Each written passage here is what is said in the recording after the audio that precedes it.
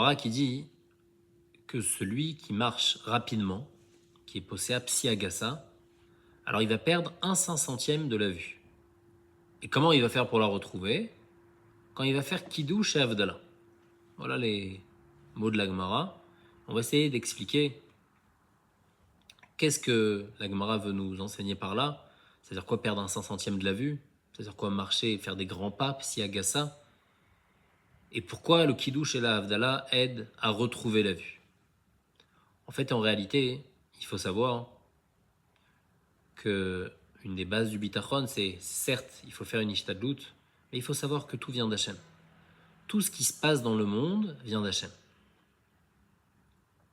Donc, quelqu'un qui va aller travailler, il doit faire sa ishtadlut, mais malgré tout, il doit avoir une émouna et un bitachon que tout vient d'Akadosh Baruch. Donc, quelqu'un qui est posséa, psiagasa, qui va courir, c'est qu'il a un manque de bitachon. Quelqu'un qui se met à courir pour essayer de faire encore un peu plus et encore un peu plus, pourquoi tu fais tellement d'ishtadlut? Pourquoi tu cours à droite, à gauche? Parce que tu as un manquement dans ta émouna et dans ton bitachon. Donc celui qui est posséa psiagasa, il perd 1/500e de la vue. Quand on parle de la vue, on parle des yeux, on ne parle pas des yeux qui nous permettent de voir, mais on parle des yeux du sechel. Le sechel lui-même aussi, il a des yeux. C'est-à-dire que le sechel, un sechel yachar, un sechel droit, il comprend que tout est géré par Akadosh Baruch Hu. On n'a rien reçu. Tout ce qu'on a reçu jusqu'au jour d'aujourd'hui et tout ce qu'on recevra, c'est Hachem qui nous le donne. Jamais on fait quelque chose. On fait semblant. On fait une sorte d'ishtadlut. Mais tout ça, c'est Akadosh Baruch Hu. Celui qui se met à courir, qui essaye d'attraper encore plus, de faire trop de ishtadlut par rapport à ce qu'il a besoin de faire, alors lui, il perd de sa vue, de cette vue-là du sechel.